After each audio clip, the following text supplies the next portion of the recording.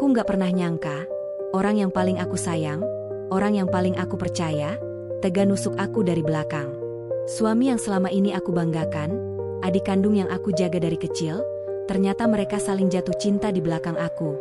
Diam-diam, mereka sering tukeran pesan, janji ketemuan, bilang kangen satu sama lain. Dan aku cuma perempuan bodoh yang terlalu sayang sampai nggak sadar dihianatin sama orang serumah. Sampai suatu malam, waktu tubuhku udah nggak sekuat dulu, waktu napasku berat, aku buka HP suamiku. Dan di situ, semua kebusukan itu kebuka. Pesan-pesan yang isinya sayang-sayangan, ngaku nggak bisa hidup tanpa satu sama lain. Ya Allah, hati aku remuk.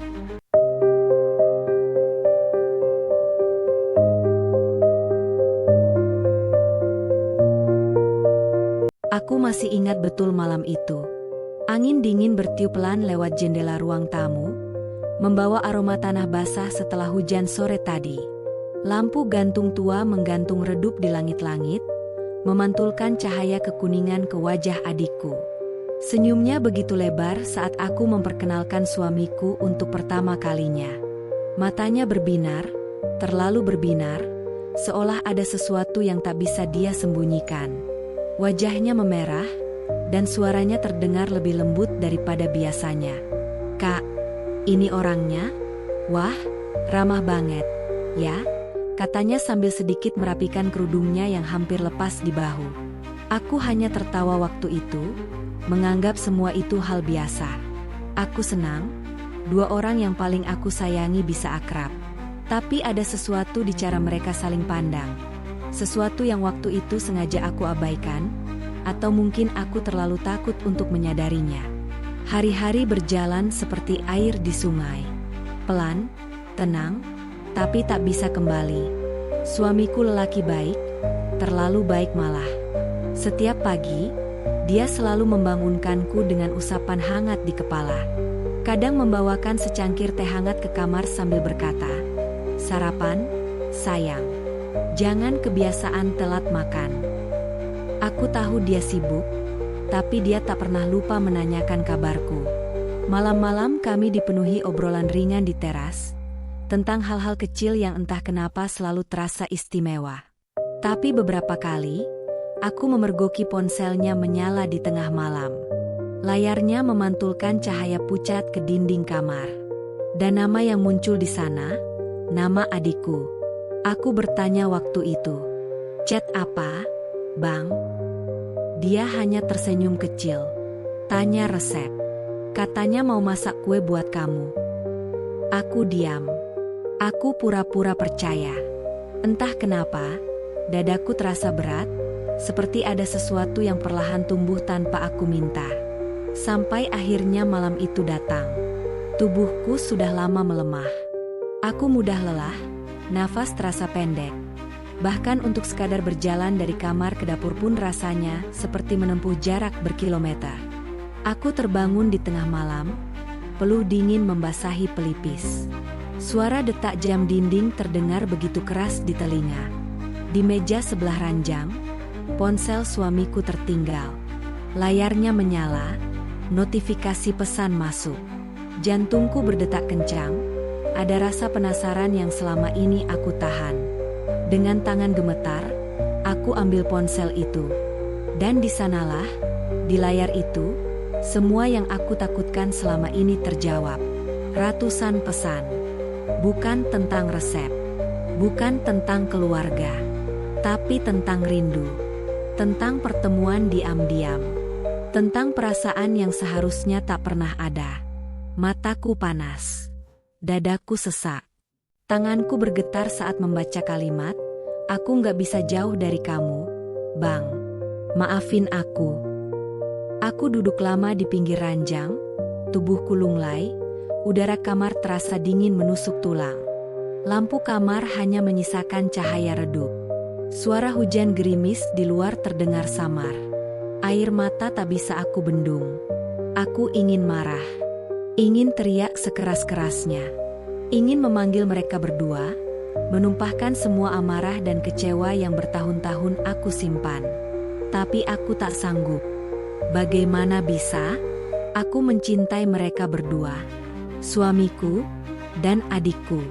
Dua orang yang paling aku jaga, paling aku sayangi. Rasanya seperti ditikam dari dua arah.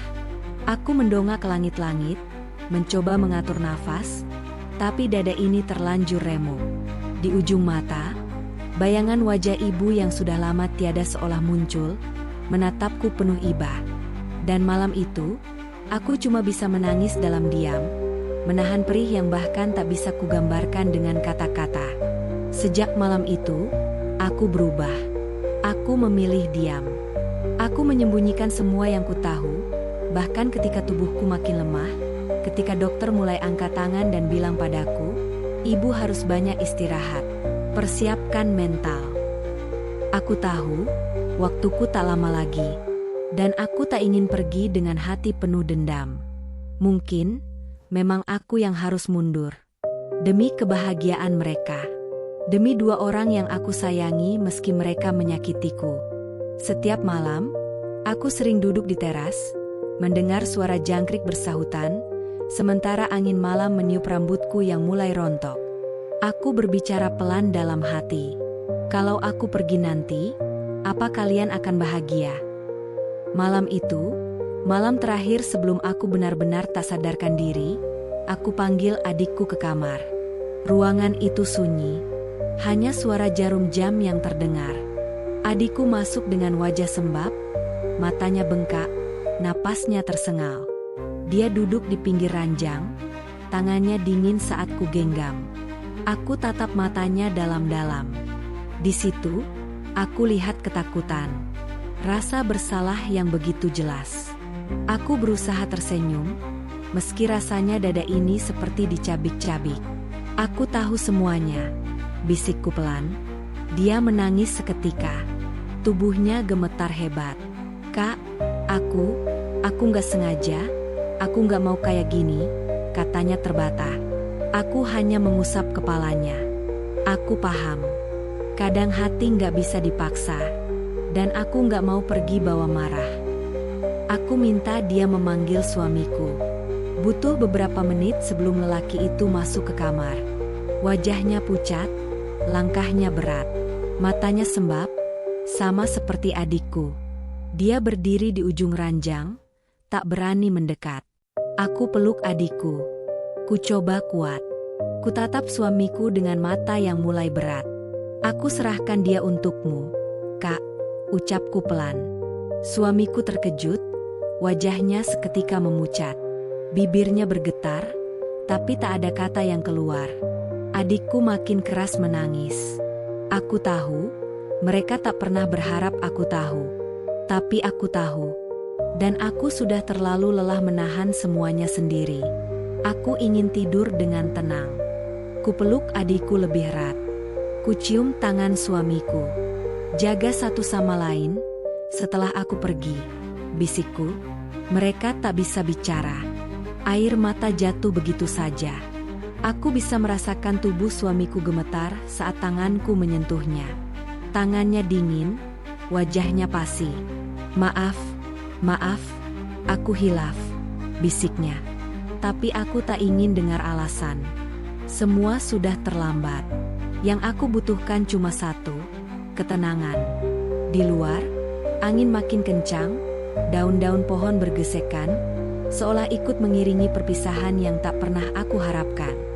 Beberapa hari setelah itu, aku pergi dalam tidurku. Kata dokter, aku meninggal dengan senyum di wajah. Mungkin karena aku sudah memaafkan semuanya. Tapi aku tahu, hidup mereka tak pernah benar-benar tenang. Setahun setelah kepergianku, mereka menikah. Pernikahan itu sepi. Tak ada tawa, tak ada senyum tulus.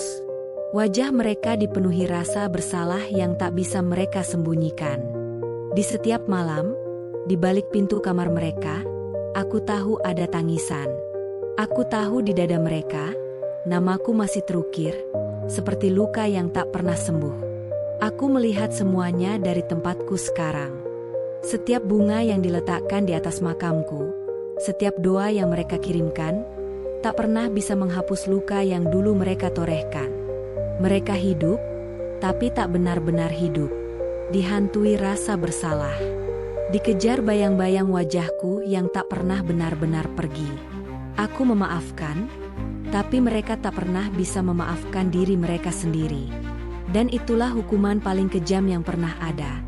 Dihantui oleh hati nurani sendiri. Aku tenang, sementara mereka hidup dalam ketakutan. Selamanya.